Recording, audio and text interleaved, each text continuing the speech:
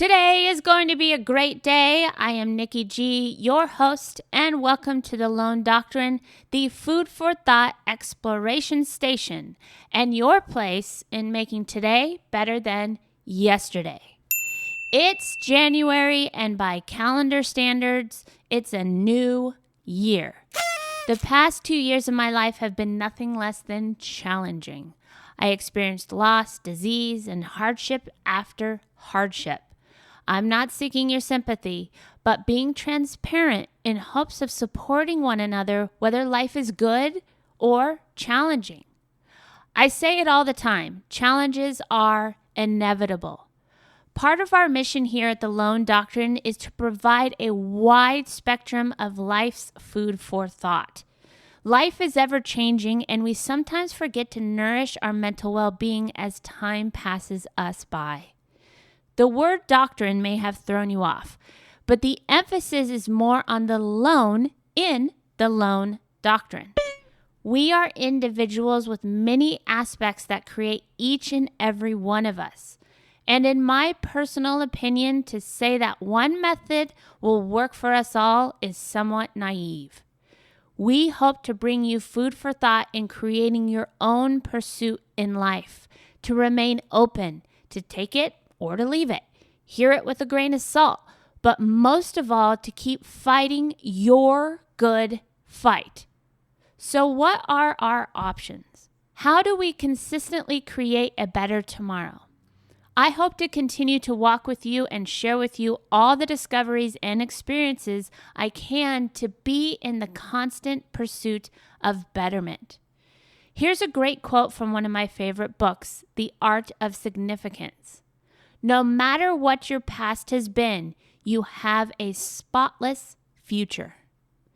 In talking this month about creating a lifestyle that will keep us moving forward and not fall back into the resolutions that become lost in a month's time, or the excuses we make not to pursue our goals, or the hamster wheel we sometimes become trapped in, we must remember that the past is the past.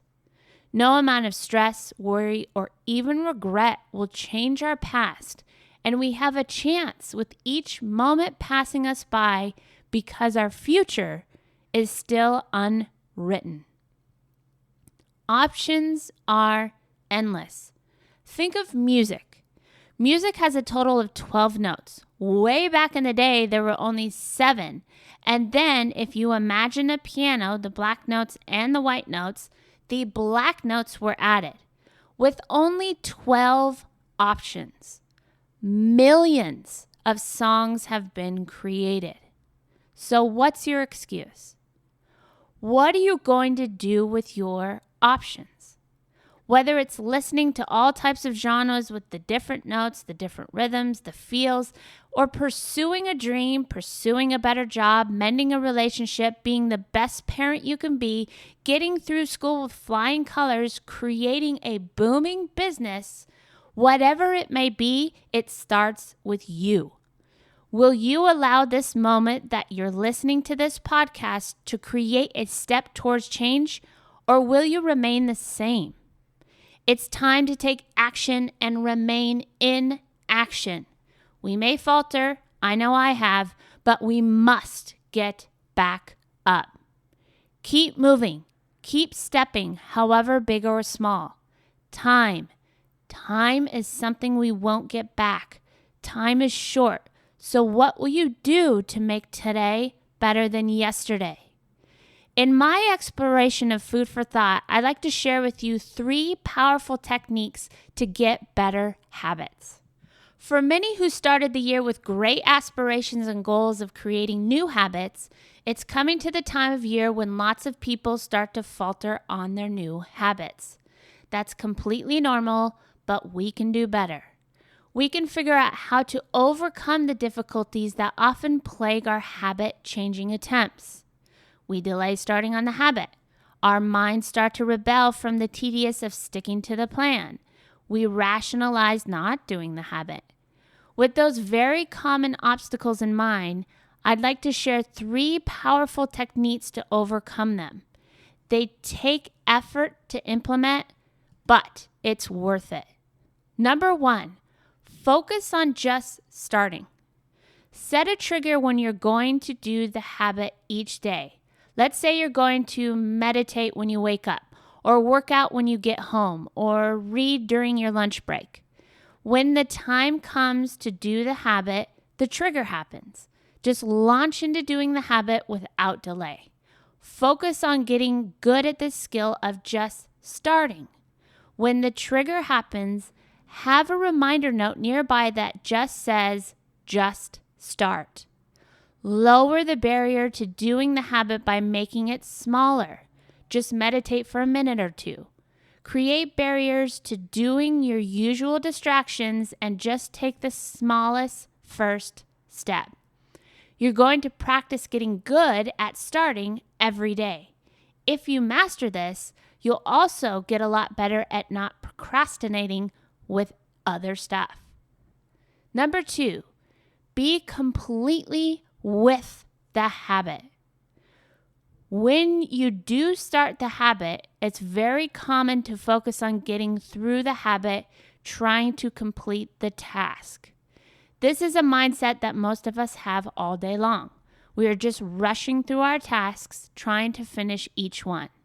But actually, this is not helpful for creating good habits. We want to be completely present with the habit. Really feel the texture of the experience and imagine that there is no end, that this moment is all there is and will ever be. It can transform the habit, turning it into a mindfulness practice, and we can even find gratitude for being able to do it. We don't have to do it, we get to do it. This is an act of love for ourselves, and we are doing it not only to be compassionate with ourselves, but to enable ourselves to be more present, compassionate, and committed to serving others or serving the task. This moment of doing the habit is an act of love for everyone we know and everything around us. This is a wonderful cure that will help you stick to the plan. And number 3, pause when you start to rationalize.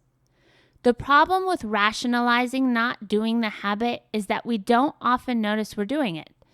We just start moving away from doing the habit.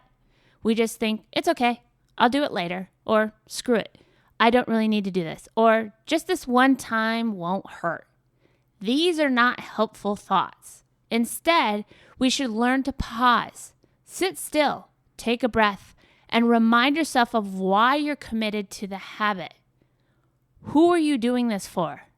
Are you devoted to them? And if so, is your devotion larger than your momentary discomfort and rationalizations?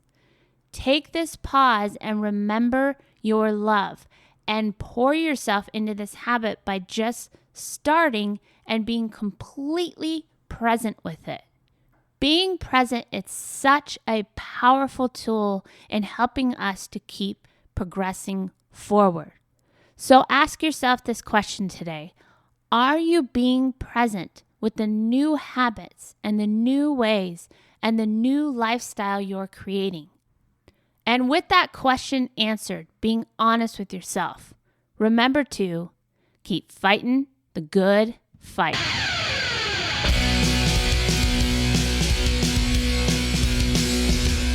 It's